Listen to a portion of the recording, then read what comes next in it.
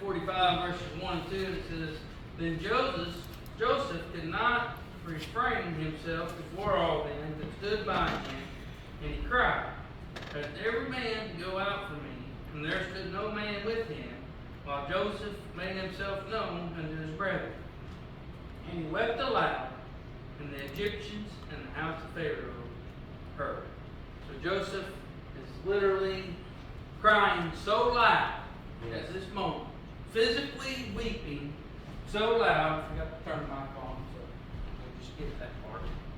He's physically weeping so loud that everyone in the house is hearing him cry. Yes. Yes. You're right. I just want you to keep that in the back of your mind as we move forward here. Genesis chapter 50, verse 20.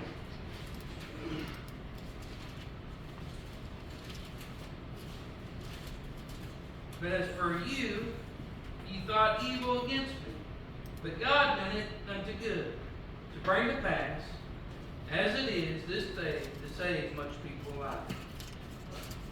Now I want us to understand here, I wrote this down so I wouldn't kind of mess it up, but Joseph is speaking to his brothers, who years prior had attempted to kill him.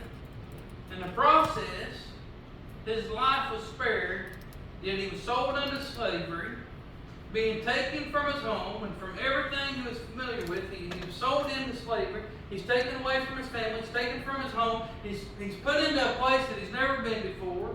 Yes. He's been sold as a slave. Joseph was even accused and convicted of something he didn't do and was thrown into prison. His world was turned upside down. His world had literally fell apart. His world had come from something that he was so familiar with and known with to something the complete opposite of that. He was under affliction. He was in a trial. He was under fire. Have you ever been there? Has Satan ever tried to take you out? Yes. We now see him here in verse 20 in a time of victory. Regardless what Joseph ever faced, he continued to be faithful to God. He still worshiped God even during the times of afflictions and trials. He never turned his back on God. Now I want you to stop for a moment. Think back about the times of affliction or trials that you've had in your life. Those moments where your world was literally flipped upside down. When the enemy literally meant to take you out, to destroy you. Whether it was financially, physically, mentally, emotionally, spiritually, a relationship, a career, whatever it may be, where the enemy was trying to take you out. Yeah. Think back to those moments. But you're here. Yes. So that means God got you through. Yes. God gave you the strength to get through it. God is always faithful to the faithful. Did you catch it? God is always faithful to the faithful. If you're faithful to God, He's going to be faithful to you. He will reciprocate that. Yes. Yes. So, some of you might be saying, so are you saying, brother, that if you're not faithful to God, He's not going to be faithful for you? I'm going to say, piggyback a little bit off what JT said. If you're living for God, you have blessings on this earth that unbelievers don't have. Yeah. Yes. Yes. So I'm going to stay with my statement that God is faithful to the faithful. Yes. Joseph was faithful. Maybe you're in a trial right now. The enemy is trying to get a stronghold on you. Remember to stay faithful to God.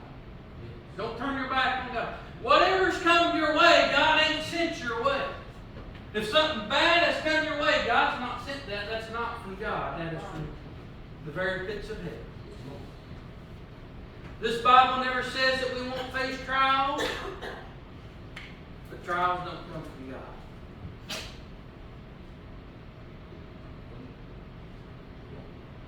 Remember to hold on and still worship God. Remember to cry out to Him. Remember that you might not know what tomorrow holds, but you know who holds tomorrow. Yes.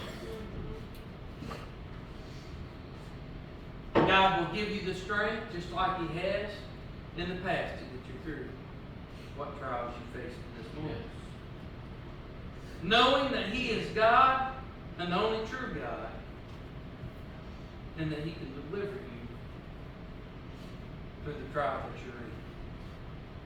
He ain't going to leave you. He's not going to forsake you. He's not going to abandon you. He's not going to say, brother, Eric, you're on your own. I got to go over here and I got to help JT. No, He's going to remain faithful. And as you reflect back on other afflictions or trials, like I said, we'll remember that God got us through. Yes. Be thankful that what the enemy meant for evil in your life, God turned around for good. I can think back to so many trials that me and Heather has faced, that the enemy meant to destroy us, and I look where we're at now and how good it's turned out. Yes. Even with some of our health issues, with our relationship issues, with some issues that I've had with my children, or whatever it may be. Whatever Satan has ever sent at me, if I remain faithful and I held on Yes, to Lord. God, Yes, Lord. He turned it into something good. Yes, Lord. Yes, Lord. I will say that there's some things that I'm believing and I'm praying that some of those trials have brought, that some of those things maybe ain't completely been repaired. But I'm believing that they're going to be better than it was before. Come on. I'm praying that, I'm holding on to that, and I'm believing that with all I have. Yes. Yes. And if we tarry long enough on this earth, I'll see it come to pass. Yes. Yes. Maybe you're there and you're saying, man, this mountain before me, how am I going to get over it? This Red Sea before me, how am I going to go across it? I just got to get to the other side. Come on. I just got to get to the other side of this Red Sea. How am I going to do it? By this, saying, Jesus, you are my strength. Complete the work that you started in me. Get me to the other side of this Red Sea. That's how you're going to do it. You're going to hold on to Jesus Christ. Why? Hallelujah. Because we have victory in Jesus. Right. The very moment that Jesus spoke 3 words on that cross, we had the victory. It is finished. Yeah. At that moment, His work was complete and we had the victory. Yes. Yes. We've had that victory since that very moment. Just like the very moment when Adam and Eve was in the garden and they took a bite of the fruit is when sin started. But the very moment that Christ said it is finished, all we got to do is keep the faith. Yes. Believe and know that God is who He says He is. Yes. And He'll get us to another part of that Red Sea. We will cross the Yes. Red Sea. If you're facing something today, I hope you have encouragement from the Word of the Lord.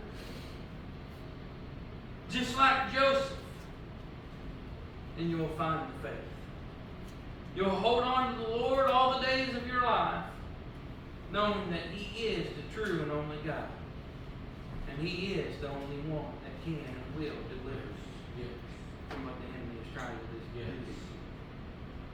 Now I'll come to Romans chapter 8, verse 28. And we know. Does it say we think? Does it say possibly? It says we know that all things work together Yes. for the good to them that love God. Yes. To them who are the called according to His purpose. To them that are being faithful to Him. Yes. To those that are living a godly life. Yes. All things That's right. It don't say we think that all things. It don't say that we know that 99% of the things, all things, work out to the good. Amen. Amen. Everything. Yes. Yes. It is time, church, as Christians, as believers, as ones that know that we know that we know that God says He is who He is, that we claim the victory. That we use the authority that He gave us, and we claim the victory. Yes. And we put Satan in his place. Yes. Satan's had reign of this earth for too long. Maybe Satan has had reign of something going on in your life for too long. I don't know. I don't know where you're at. But it's time for us to claim the victory. Yes. Because the victory is ours. Yes, it is.